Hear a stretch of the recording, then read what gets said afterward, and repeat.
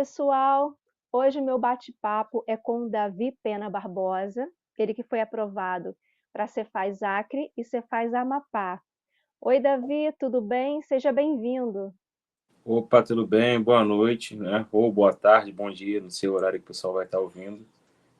Obrigado pelas boas-vindas. Vamos bater um papo aí bem interessante sobre a rotina e jornada do concurseiro. Davi, para a gente começar, se apresenta para a gente, fala de onde você é, a sua formação, a sua idade. Tá. Então, eu sou do Rio de Janeiro, né? Nascido no Rio de Janeiro, mas por ser militar do Exército, eu acabei morando em algumas cidades durante até essa trajetória aí de concurseiro. Sou formado na AMAN, que é a Academia Militar das Agulhas Negras, que é como se fosse uma faculdade, curso superior do Exército. E nossa formação lá é bacharel em Ciências Militares. Então, o que habilita ali a gente a fazer alguns concursos da área fiscal. Não todos, mas a maioria dos concursos a gente consegue estar realizando com essa formação. A maioria do período que eu estava estudando, estive morando entre Rio de Janeiro, na cidade do Rio de Janeiro mesmo, e em Recife, né, Pernambuco, que foi outra cidade que eu acabei morando durante o meu trabalho no Exército. Eu Você tem quantos base, anos? tenho 31 anos. Como é que o concurso público entrou na tua vida, assim, estudar para a área fiscal? Como tudo começou? Então, concurso público na minha vida já é algo bem antigo pela questão dos concursos militares, né? Então, lá por volta de 2010, foi quando eu prestei esse concurso, que inicialmente era para a SpaceX, para o Exército. Tentei duas vezes, passei na segunda vez, aí fiz a minha formação lá, então é algo bem antigo. Para a área fiscal foi realmente uma insatisfação com aquilo que eu tinha atingido ainda na minha vida. Eu achava que eu era muito novo e poderia evoluir tanto financeiramente como também com um tempo de qualidade a mais com a família e um tempo também maior de lazer, ao invés de dedicar tanto tempo ali na carreira militar, que é algo que acaba trazendo muita gente para a área fiscal, né? A gente vê vários exemplos, pessoal da Marinha, do Exército, também da Aeronáutica, migrando da carreira militar para a carreira fiscal. Basicamente Uhum. isso aí, que a minha rotina de concurseiro começou bem cedo. E quando você decidiu estudar para concurso, né, você já decidiu logo para a área fiscal ou você começou em outra área? Então, eu decidi de cara a área fiscal pela questão do grande leque de formações que ela aceita, né? Então, a gente tem ali a área jurídica, que era uma possibilidade, mas teria que ter o direito, então eu perderia, entre aspas, perderia mais 5 anos para fazer outra formação e talvez nem tivesse mais aquele gás que eu tinha para estudar para concurso. Então, eu foquei numa área que me desse uma remuneração excelente e que eu aproveitasse a formação, né, de ensino de nível superior que eu já tinha como bacharel ali que a Academia Militar me dava. Então, é algo pensado, na verdade, a carreira militar, a gente tem vários exemplos que a gente lá dentro já sabe que saíram para a área fiscal, então é algo que desde ali os finalzinhos da formação a gente já escuta bastante, então é meio que um caminho natural para quem quer mudar de vida um pouco, ter uma mente mais aberta e conhecer novas profissões. Então, nós como militares ali, a gente tem vários exemplos e aqui a gente acaba unindo ali o útil ao agradável, que é a possibilidade da profissão te oferecer um nível superior compatível com o que a área fiscal ali pede. Uhum. E quando você começou a estudar, você começou a estudar sozinho ou você já procurou uma orientação de estudos? Então, no começo, eu fiz um tempo sozinho, fiquei bem perdido com relação a conciliar as matérias, então acabei fechando direito tributário sem ter nem visto contabilidade, por exemplo. Então, eu não tinha ninguém para me dizer o que eu tinha que estudar, como eu conciliaria o meu ritmo, o meu ciclo de estudos. Então, bati muita cabeça antes de entrar na LS. Depois que eu entrei, eu consegui ver que a evolução realmente estava acontecendo. Então, a gente acaba se desestimulando quando vê que você terminou uma matéria, por exemplo, e nem lembrava mais o que tinha acontecido lá no começo. Então, esse ciclo de revisões, essa conciliação de várias matérias durante a semana, a gente acaba motivando porque você vê que realmente está surtindo efeito. Então, você tem ali no final de 3 semanas a análise do professor e você consegue ver que evoluiu, fez uma quantidade boa de questões. Então, é algo que acaba motivando, porque é uma trajetória de longo, né, de médio e longo prazo. Se você não sentir a evolução em períodos curtos, você acaba ficando muito desestimulado e acha que não vai chegar nunca ali no objetivo final. Uhum. Então, qual foi o ponto que mais você achou assim, viu de diferente estudar para concurso sozinho e estudar com a LS? O que que você pode assim, já de cara falar para a gente a grande diferença?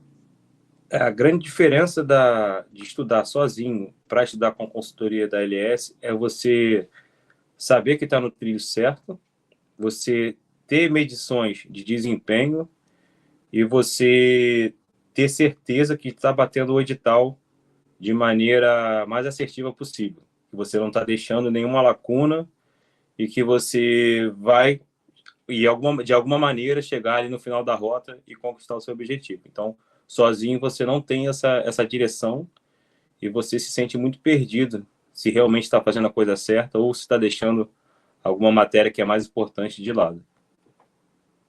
Uhum. Você poderia falar para a gente um pouquinho como é que era a sua rotina do dia a dia? Em que momento, que turno você gostava mais de estudar? Se você gostava mais de acordar mais cedo, ou de estudar à tarde, à noite? Como é que era? Você conciliava ainda com o serviço militar também? O tempo todo de estudo eu estive trabalhando, então foi sempre conciliando estudo e trabalho. Então eu procurava no pré-edital fazer pelo menos 3 horas por dia, né? E sábado ali e domingo às vezes também no pré-edital eu quando não conseguia completar durante a semana devido ao trabalho, eu acabava usando domingo para também poder bater minha carga horária. Então eu procurava fazer 3 horas por dia. Eu aproveitava sempre a hora do almoço no trabalho. Eu acordava no horário normal já porque era muito cedo a rotina lá do militar, né? Então a gente já acorda muito cedo, então não ia ter como render e chegar a tempo no trabalho. Teria que madrugar realmente. Então eu fazia, aproveitando o horário do almoço, que dava 1 hora e meia, às vezes 1 hora, já levava uma marmita, ele comia mesmo na mesa do trabalho, já era um tempo a menos que eu perdia. Então fazia 1 hora, 1 hora e meia no almoço e chegava em casa e fazia pelo menos mais 2 horas. Então essa é a minha rotina diária, que eu procurava manter ele como se fosse uma regra ali sagrada para que não deixasse furar nenhum dia. Sábado, procurava pelo menos estudar 5 horas por dia. Então, já acordava cedo, ia para academia, que é algo que sempre me ajudava muito fazer atividade física. Depois da atividade física, já almoçava pelo menos ali, que eu gostava de estudar de tarde no sábado. Ia de tarde até o começo da noite ali. Aí já batia a meta do sábado. E domingo, caso eu tivesse feito a semana sem nenhuma missão no trabalho, sem nenhuma atividade extra, que tivesse me tomado aquele estudo do almoço, ou que tivesse tomado aí alguma hora de noite, eu compensava no domingo ali, pelo menos mais 2 horas, 3 horas, para poder completar a carga horária. Então, assim, claro, nem toda semana foi perfeita, a maioria, posso dizer que não foi perfeita, mas a gente, quando tem objetivo, tem que esquecer, né? Muitas, tipo assim, tempo com a família, o lazer, botar um pouquinho de lado e para que isso termine logo, né? Então você tem que pensar que agora eu vou abrir mão, mas é porque o processo vai ser acelerado e daqui a pouco eu vou poder estar no aniversário, poder estar no Natal, no Novo. Então, minha família é aqui do Rio, então eu morei em Recife 2 anos, então foram 2 anos que eu praticamente não curti o Natal, não curti o Ano Novo com eles, meu aniversário também, então eu procurei, tipo assim, já que eu tô longe, então eu vou fazer ali do limão uma limonada, né? Então, aproveitei muito o tempo que eu fiquei lá e tirei para estudar praticamente. Então, uma ferramenta que a gente tem muito boa hoje é o celular. Às vezes você está num intervalo de reunião, você está num intervalo de alguma missão no trabalho, né, alguma atividade, você pega o celular, você faz várias questões, você consegue ler o PDF. Então, esses tempos que eu não contabilizava, com certeza no final agregavam muito ali, meia horinha, 20 minutos. Então, que eu acho que o Nilson até falava para mim, não negligencie 20 minutos do dia, 40 minutos, intervalo de uma atividade para outra. Sempre que você puder, 20 minutos só. Você leu 20 minutos, você faz 20 minutos de questões, que de 20 em 20 minutos, no final do dia, 1 hora, são 2 horas, entendeu? Então, para a gente que trabalha principalmente e estuda, qualquer tempinho bem aproveitado é essencial para fazer diferença no final da semana ali, você cumprir sua hora ou então até extrapolar um pouquinho. Então, basicamente isso. É uma rotina pesada, mas é bem possível de fazer. Você aproveitava bem o seu tempo, né? O pouquinho Isso. que você tinha, você já aproveitava. Você tinha alguma matéria ali que foi difícil para você, de você pegar? Sim, a matéria que eu tive mais dificuldade foi contabilidade. Contabilidade, a gente tem a parte de geral e avançada, né? Mas basicamente elas se falam. Então, é uma matéria que você, no começo, ela é bastante difícil porque ela é interligada com outras partes. Então, você precisa ver a matéria praticamente toda para as coisas poderem fazer sentido. Então, a gente é um pouco ansioso ali como concurseiro, já quer não passar a matéria sem ter entendido a anterior. Então, contabilidade é uma matéria que a gente tem que ter uma paciência um pouco maior e entender que a gente tem que passar para a próxima, porque lá na frente você vai entender o que estava no começo. Então, foi uma matéria que eu tive bastante dificuldade, mas com estudo, exercício depois, ela vai entrando na cabeça. Até hoje ainda, né? Continuo estudando com isso ainda, a gente tem umas questões que pegam a gente, mas é paciência que as lacunas vão se fechando com o tempo, né? Não existe mágica, é trabalho duro, PDF, né, que a gente faz, vídeo aula se tiver muita dificuldade e fecharia as lacunas com as questões. Então, foi contabilidade, calcanhar ali que pedra no sapato que incomodou um pouquinho, mas nada demais também. Dá para vencer. Aham. Uhum. Você falou de ansiedade, né, agora. Como é que era a ansiedade para você? Você é uma pessoa ansiosa nos estudos? Desculpa, a ansiedade, na verdade, é para que isso, né, assim, a aprovação viesse o mais rápido possível. Por mais que a gente assim, continue, tem outros objetivos, são as mais importantes, que você vê que está no caminho certo. Então, a ansiedade é até ali na semana da prova, né? Antes, porque a gente se prepara muito, pelo menos para mim, a ansiedade batia muito na semana da prova, desculpa. Porque a gente se prepara muito, são meses ali de pós-edital, a gente focado só naquela banca, só naquelas matérias mais importantes. Então, na semana anterior à prova, bate uma ansiedade muito grande. Então, a gente procura fazer as revisões que o orientador manda. Ele também conversa com a gente nas vésperas das provas, o que explica que a gente realmente está no caminho certo, fala que a gente está em grande nível, né, de competição com os outros concorrentes e que vai fazer ali, vai passar quem tiver um dia melhor e fizer a prova vier para ele. Também tem muito disso. O cara está com um pouco de sorte e a prova cair as matérias que ele tem maior domínio. Então, ansiedade é normal. Hoje em dia, né, tem várias doenças aí, preocupações que a gente sabe que não é bobeira, mas acho que tudo é um equilíbrio. Se a gente tiver um equilíbrio bom, com boa conversa com os consultores também, que o Nilson sempre me ajudou muito, a gente consegue controlar isso aí sem problemas e fazer uma boa prova lá no dia, que é o dia, né, que muda a nossa vida, realmente. Uhum. É, no momento da prova, você falou de ansiedade, né? Já aconteceu alguma coisa, inusitado que tenha te atrapalhado na hora da prova? Ou não, você nunca teve essa experiência de enfrentar algum problema, alguma coisa? Então, a gente tiveram concursos passados, na época da pandemia, que o pessoal chegou até ir na cidade e ter a prova cancelada. Eu não cheguei a Aham. passar por isso, só agora no Acre a gente teve 3 meses de adiamento, mas avisaram ali com um mês de antecedência.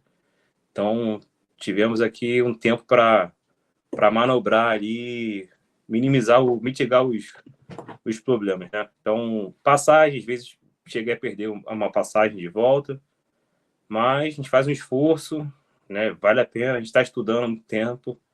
Então foram esses percalços assim de mudança de prova. Mas no dia da prova em si, não, sempre tive muito tranquilo. Acordava cedo, procurava separar os materiais antes, as canetas, comida. Então, sempre a gente recebe uma orientação também da LS, uma cartilha do que fazer no dia anterior à prova. Então, eles batem vários pontos para a gente fazer um checklist, né? Para a gente poder fazer a prova da melhor maneira possível.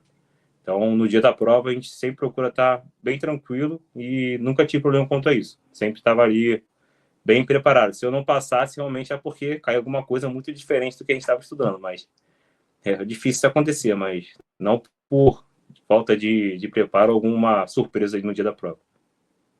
Uhum. Você gostava de revisar em véspera de prova ou não? Nas 2 semanas, geralmente o que a gente faz nas 2 semanas anteriores, eles aplicam bastante revisões, né, das matérias e dos pontos mais importantes. Então, a revisão por questões é o que eu mais me medi ali que eu estava indo bem. Então, era algo que além de fazer bem para o dia da prova lá, também me fazia bem, ter mais tranquilidade e saber que eu estava trilhando o caminho certo. Então, as revisões são essenciais, né? Então, até indicações dizem para no mês ali, 3, 4 semanas antes da prova, a gente não pegar muito assunto novo.